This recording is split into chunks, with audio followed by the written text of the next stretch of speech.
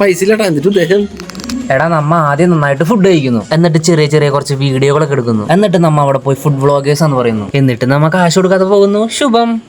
ഇതൊക്കെ നടക്കും. നടത്തും. നല്ല ആംബിയൻസ് അല്ലേ ഇവിടെ? ആംബിയൻസ് മാത്രല്ല, ഫുഡും അടിപൊളിയാന്നാ കേട്ടെ. അതെ അതെ, നല്ല മണം.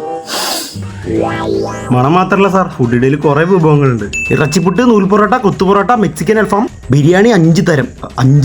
തലപ്പാക്കട്ടി ബിരിയാണി, തലശ്ശേരി ബിരിയാണി, ആന്തൂർ ബിരിയാണി, ദം ബിരിയാണി, പിന്നെ പലതരം സീ ഫുഡ്സ് ഉണ്ട് സാർ.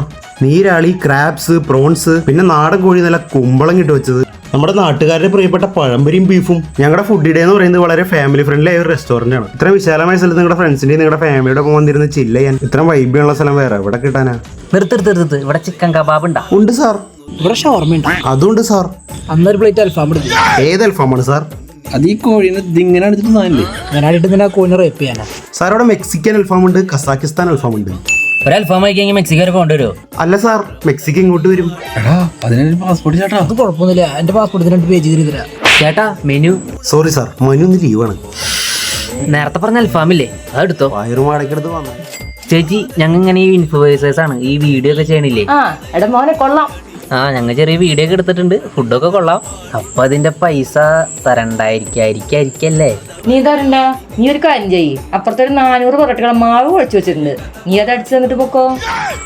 പൊറോട്ടയാ?